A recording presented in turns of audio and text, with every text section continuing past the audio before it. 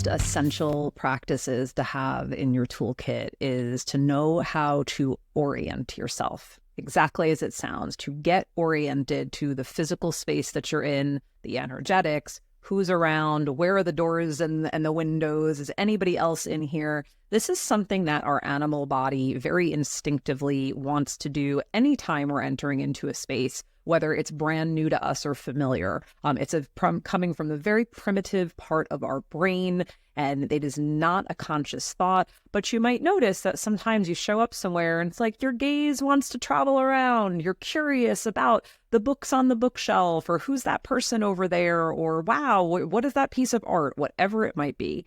And part of that is genuine intellectual curiosity. But another part of that is it's how we establish a sense of safety for ourselves. And when we are safe, we can relax. And when we can relax, we can be receptive to our full experience of being alive and present in this moment. So here is how we're going to orient. I'm going to introduce you to a practice of external orienting first. And it is very, very simple. Doesn't mean it can't be profound.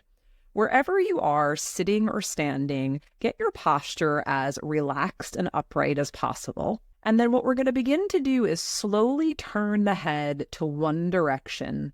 And as the head turns, your whole torso begins to turn as well.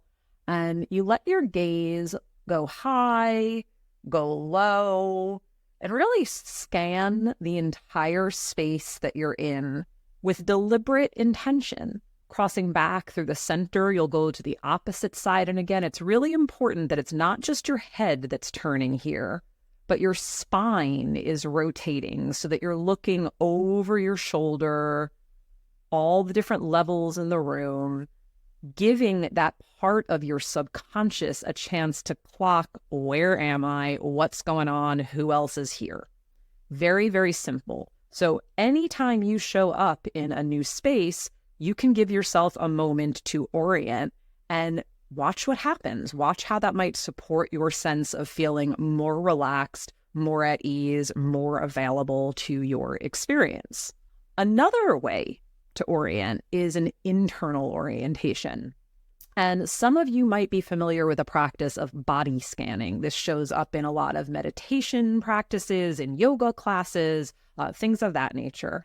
And it's an internal way of orienting to get the lay of your inner landscape in any given moment. And so for the internal orienting practice, start by once again coming to that nice, steady posture where if you're standing, your feet are beneath your hips, spine is upright, shoulders are relaxed back and down. And if you're sitting, same thing with the upper body. It's optimal. If you're cross-legged on the ground, great. Or if you're in a chair, try to have your feet planted. Taking a few breaths. Always the breath is a beautiful invitation to relax a bit and become more present. And then I invite you to close your eyes, or at a minimum, let your eyes drift so that your lids are about 3/4 closed and the gaze is down. That way you can really bring the focus inward. And once you've done that, let your attention come to the crown of your head and just notice what you notice. Perhaps there's a little tingle of sensation. Some people might have a visual that is associated with orienting. You might see color or light. Whatever you notice, just be there at the crown of your head. Stay with your breath. And then slowly we're going to move the awareness throughout the body, orienting to the internal landscape, moving down the back of the skull, moving across all the features of your face. Notice what it feels like inside your neck and throat, across the tops of the shoulders, collarbones. Travel down the length of your right arm, upper arm, elbow, forearm, wrist, hand, and each of your 5 fingers to the tips. And then let the awareness slide back up to your left shoulder, moving down the upper arm, elbow, forearm, wrist, hand, and each of the 5 fingers all the way to the tips.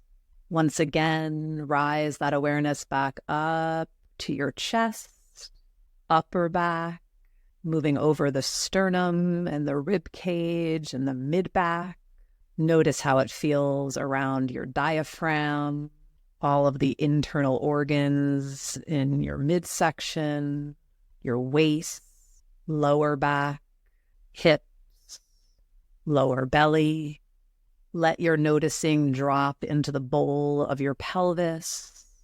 Feel into the space between each hip, the tailbone and the pubic bone, and then traveling down the right leg, beginning at the thigh, moving down toward your knee, right shin and calf, ankle, top of the foot, bottom of the foot, and each of the 5 toes. And then let your awareness come back to the top of the left leg now, moving down across the thigh, the upper leg, knee, shin, calf, top of the foot, bottom of the foot, and each of the toes.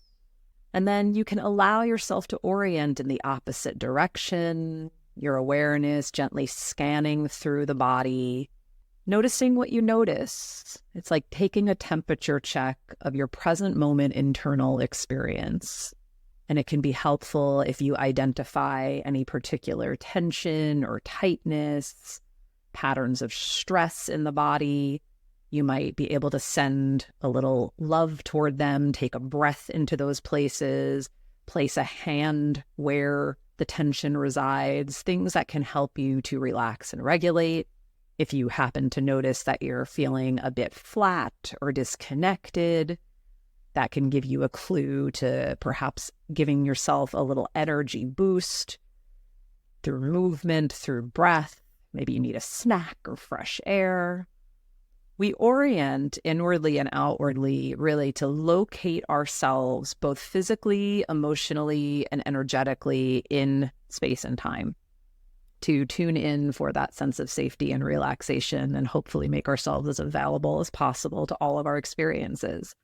So this is a practice that you can engage anytime, anywhere, pretty much any situation, so that you are able to be more present. I hope you will use it, and I'll see you again soon.